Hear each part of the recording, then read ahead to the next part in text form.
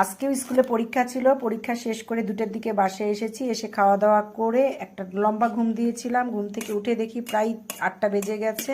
তো ক্ষুধাও লেগে গেছে, তো কি খাই, পরে যে ব্রেডগুলো নিলাম, এখন এগুলো ডিম দিয়ে ভাজি করব। যেহেতু আমি একাই খাবো তাই 2টে নিয়েছি ডিম, আর এর মধ্যে দিয়ে দিব পরিমাণ মতো লবণ, আর দিয়ে দিব চিনি। এখন ভালো করে এটা ফেটে নিব। ডিমের মধ্যে পাউরুটি এপিট ওপিট করে তেলে দিয়ে দিব।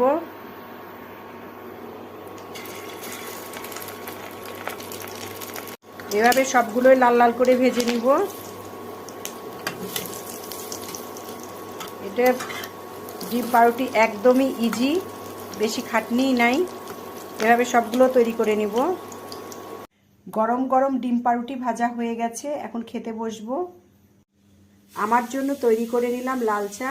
এখন হয়েও গেছে, নামিয়ে নিয়েছি, এখন ছেঁকে নিব। এখানে 1 প্লেট পাউরুটি ভেজে নিয়েছি ডিম দিয়ে।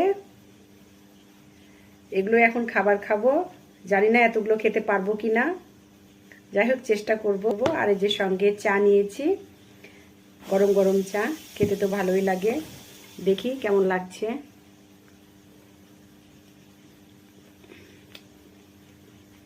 অনেক সুন্দর লাগছে। আর ডিম দিয়ে পাউরুটি ভাজলে গরম গরম খেলে বেশি ভালো লাগে।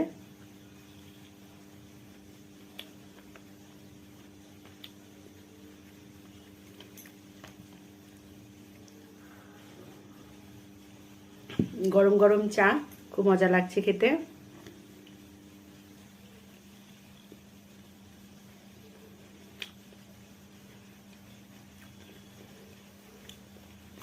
তোমরাও সবসময় বাইরে না খেয়ে বাসায় তৈরি করে খেও,